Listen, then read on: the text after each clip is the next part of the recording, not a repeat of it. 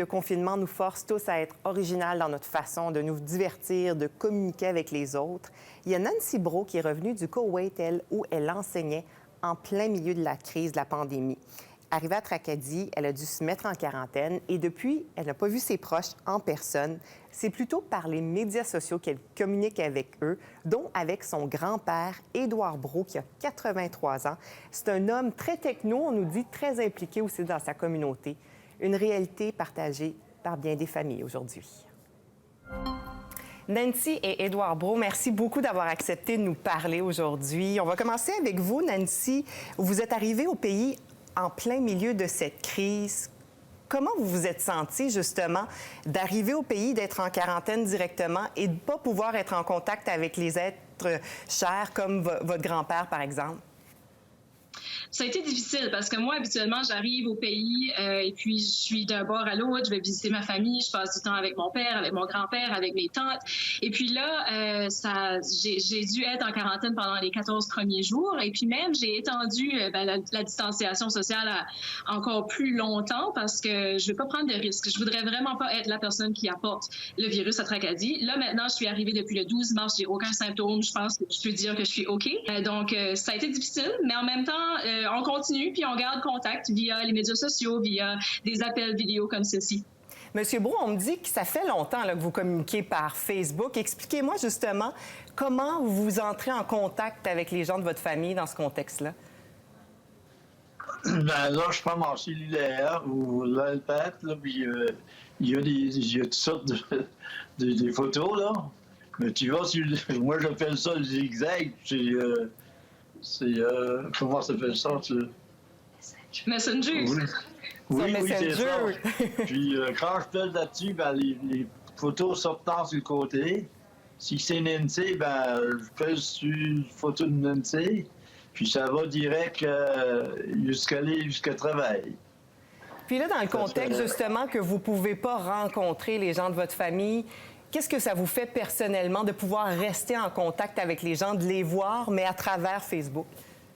Ben, moi, je me dis qu'on n'a pas comme le choix, mais ça me fait plaisir, on se parle pareil, puis de temps en temps, ben, il me demande des fois, j'ai l'entour, quand je les vois passer, ben, on se fait des signes, puis après ça, ben moi, je m'amuse avec la musique, là, avec les guitares, puis je m'amuse à chanter.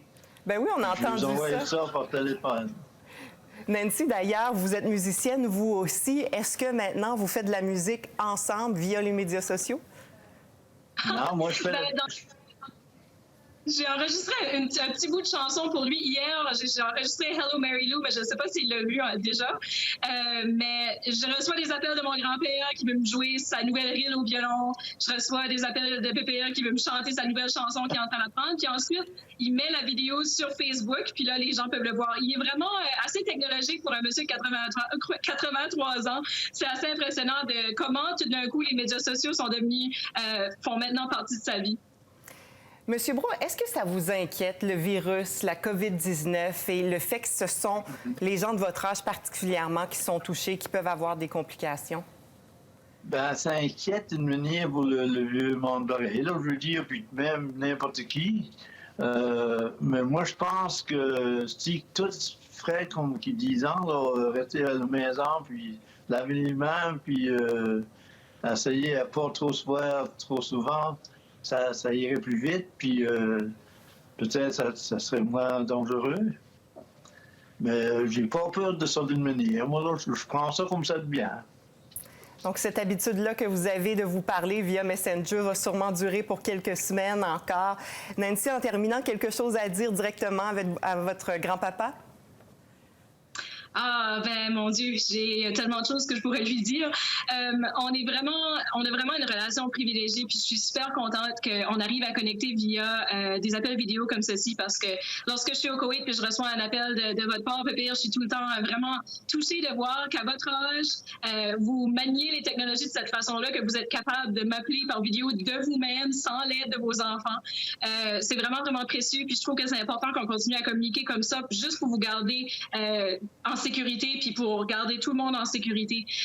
Vous faites la bonne chose en restant à la maison. Puis je pense que le message que vous venez de transmettre tout de suite à la population en entier, qui est de rester à la maison, de se laver les mains, c'est la bonne chose à partager. Fait que je suis très fière de vous, Pépillon. C'est peut-être comme que je disais tout à l'heure, mais j'ai hâte que tout ça ait fini pour que tout soit tout ensemble de nouveau.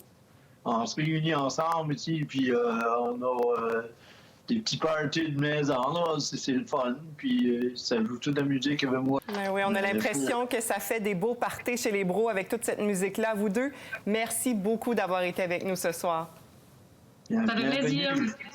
Ça m'a fait plaisir.